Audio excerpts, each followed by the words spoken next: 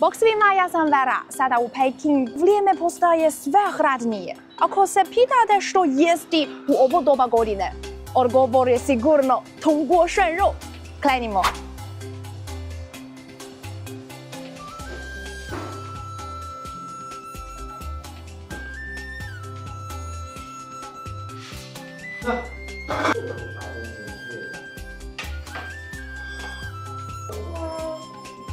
Ovo je bakreni lonac, a bakar vrlo dobro provodi toplinu, pa se hrana ravnomjernije zagrijava. A ispod je ugljen koji grije lonac, a jačinu vatre možete kontrolirati veličinom otvora. Temeljac koji se na kineskom zove koji, juha je za hotpot u kojoj ćete kuhati janjetinu. Glavni sastojci za izradu temeljaca su voda, zeleni luk, crvene datulje, vučne bobice itd.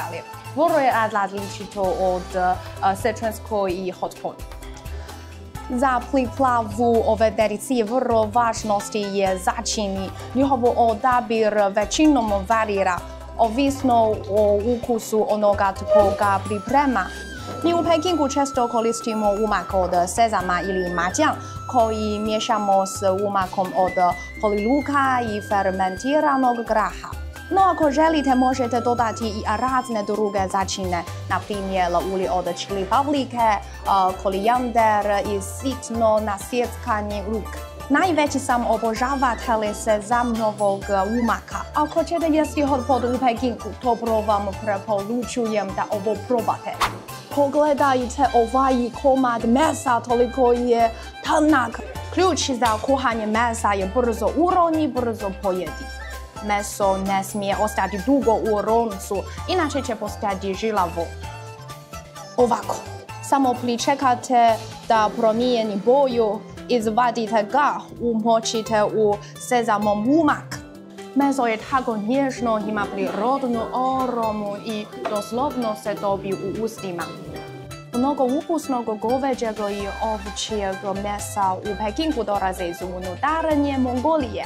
Zamislite plavo nebo, bijeli obaci i stoka koja trči po velikim ravnicama. Njihovo je meso zaista ukusno.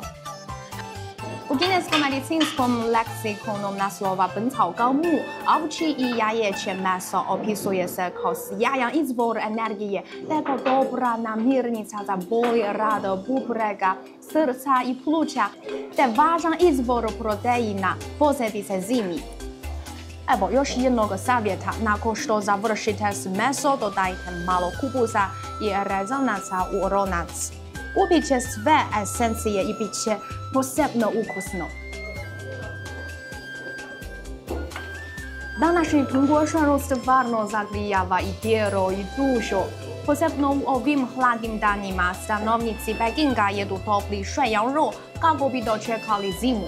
Imate li slično jelo ili što jedete tijekom zime? Vidimo se u komentarima.